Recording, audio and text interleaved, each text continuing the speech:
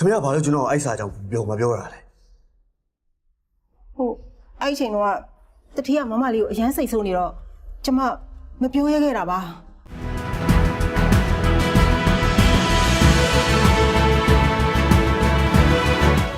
Tabi Mahayat Ketchikan Bebe Kua Koko Scampan Don't down my baby Mahayat Wita Sunya Yashi Botwa Google Koko Yaitai Maharin Dalaza Jishu Win Power B Spin we go lay Nata Ko Tusu Mary Can do Botwa I don't tell you where Mahanet Nata Ko Kasame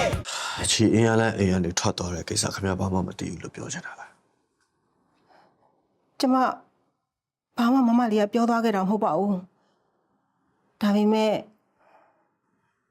ဘာဖြစ်လဲမမလေးအိမ်ကထွက်သွားခင်တော့တတိယအတွက်စားတစ်စောင်ခြံခဲ့ဖို့လုပ်ခဲ့ပါသေးတယ်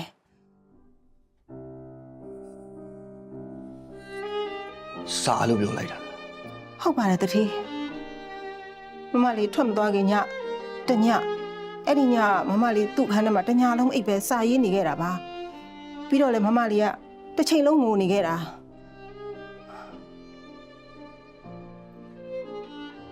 ကျမမမလေးအိမ်ကနေထွက်သွားမယ်လို့ပြောတဲ့နေ့ကစပြီး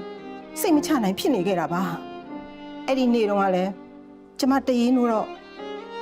မမလေးနဲ့ကလေးတွေရှိသေးရဲ့လားဆိုပြီးတော့ကျမအပေါ်ဓာတ်ကိုတက်ကြည့်ခဲ့တာအဲ့ဒီအချိန်မှာမမလေးကသူ့ခန်းထဲမှာစာရင်းနေတာကိုကျမတွေ့ခဲ့ရတာပါပြီးတော့မမလေးကအဲ့ဒီညရှိတ်ကြီးတငယ်ငိုနေခဲ့တယ်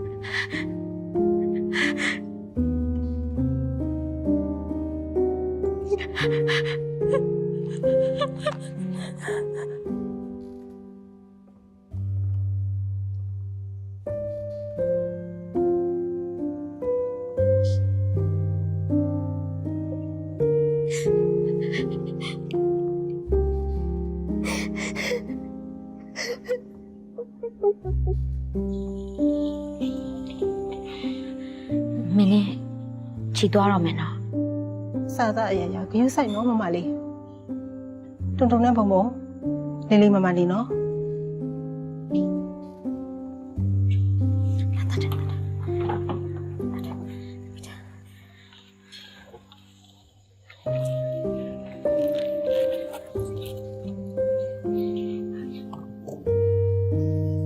ရင်းဆိုင်နော်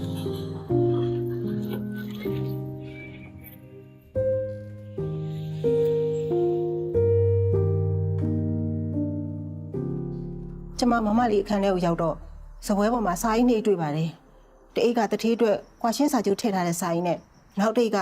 စာရေးပေါ်မှာဥမြေလို့ရေးထားလို့အဲ့ဒီညမမလေးရေးထားတာတထေးအတွက်မှကျမသိခဲ့ရတာပါ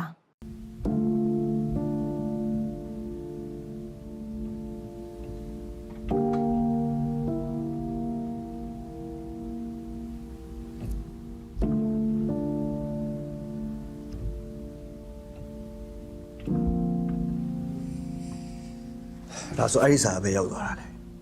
ဟမ်ကျွန်တော်ကလေးတွေနဲ့ချီရဲ့တဲ့ရင်ကိုကြားချင်းအိမ်ပြန်ရဲရောက်ချင်းမှာကွာရှင်းစာရုပ်ထည့်ထားတဲ့စာအိတ်ကိုပဲကျွန်တော်တွေ့ခဲ့တာလေအဲ့ဒါမမလေးပါအဲ့ဒီညမမလေးထွက်သွားမယ့်ညဘာဖြစ်လို့လဲမသိဘူး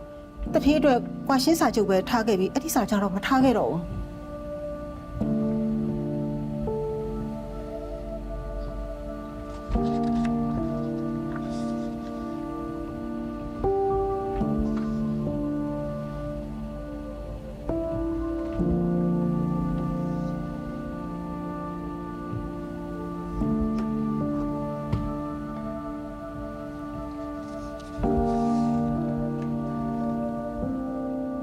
လေးစောတော့ရေးရစာဘယ်ရောက်သွားပါလဲ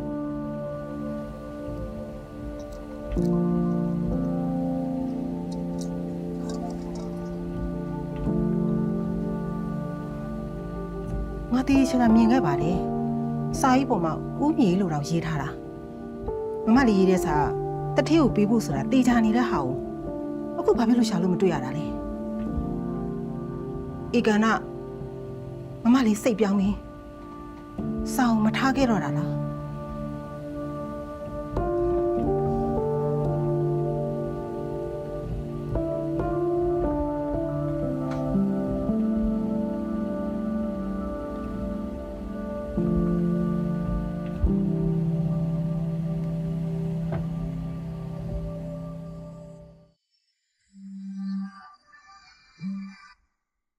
ဟယ်လိုဟုတ်ကဲ့ပါ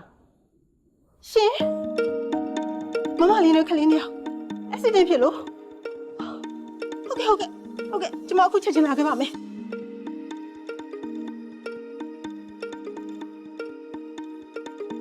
မင်းနေဒီစေးုံလိုက်တာလေ ဟဲရောက်လာတာမြန်လိုက်တာတတိယဘယ်လိုလုပ်သိပြီးရောက်လာတာလဲ ကလေးတွေနဲ့မမလေးတည်ကြားချင်းရောက်လာတာ ဩအဲ့ဆိုခလေးတွေအချိန်တွေကဘယ်လိုလဲ ကလေးတွေကအခုခန်းထဲမှာဆရာဝန်စစ်ဆေးတယ်တော်သေးရပေါ့ဆရာဝန်ကပြောတယ်ကလေးတွေဘာမှမဖြစ်ဘူးတဲ့ ဟေးနေ တထေး ဘယ်လိုဖြစ်တာလဲသူကကလေးတွေကိုခေါ်ပြီးဘာလို့ထွက်ပြေးတာလဲအခုကဘယ်လိုနေသေးလဲသိမရသေးဘူးလား ဟုတ်ကဲ့တထေး မြတ်လက်တွေကပါလဲ အဲ့ဒါမမလေးကတထေးအတွက်ခြံခဲ့တာ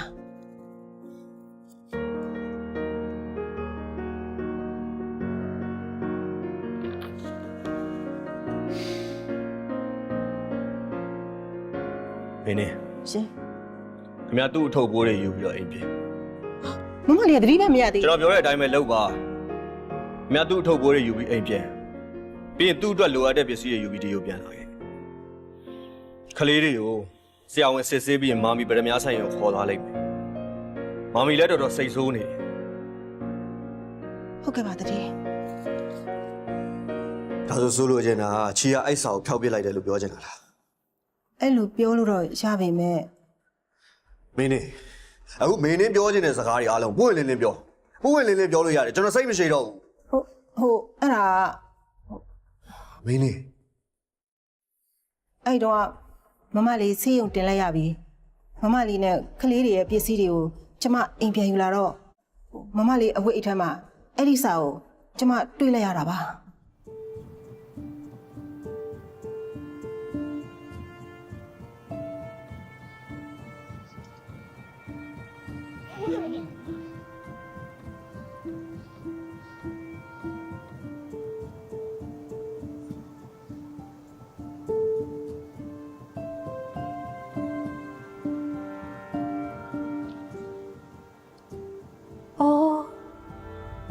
မမလေးရေးတဲ့စာဒီမှာကိုမထားခဲ့ပဲနဲ့ तू ကတခါတည်းယူသွားတာကို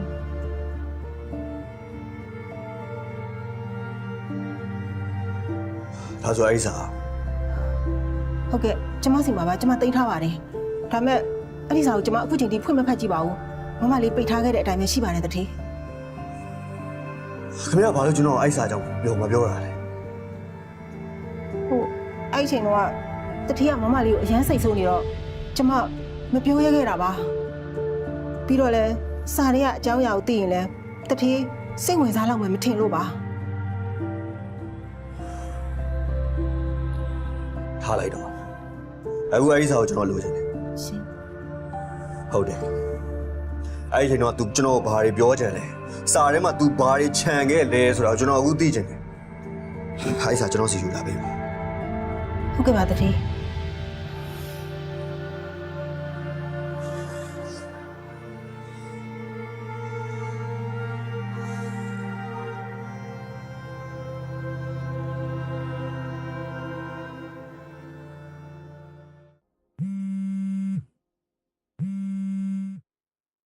ဟယ်လိုကိုဖုန်းတက်လာခင်ဗျာကျွန်တော်စမ်းတင်နိုင်ပါ အော်ဟုတ်ကဲ့ပြောပါခင်ဗျာ ကျွန်တော်ကိုကဘာရဲ့ဖုန်းကိုဆက်နေတာဆက်တယ်လို့မရဘူးဖြစ်နေ အကိုအခုအလုပ်တွေများနေရလား တတိမင်းကထိခိုက်မှုတစ်ခုဖြစ်လို့ဆင်းရုံတင်ထားတယ် ဗျာဘလို့ဖြစ်တာလဲ မင်းကသူတို့နှစ်ယောက်စကားများရင်းနဲ့ပြင်ထွက်သွားပြီးတော့အဲ့မှာဖြစ်လာကြရပဲဗျာ ထိခိုက်မိရတော်တော်များလားအခုရောအဆင်ပြေလား တတိကတော့အရင်မထိခိုက်ပါဘူးဒါမဲ့တတိကတော့တော်တော်လေးထိသွားတယ် ဒါဆိုအမချီတုံးအောင်ပဲပါအခုဆေးရုံရောက်နေရပေါ့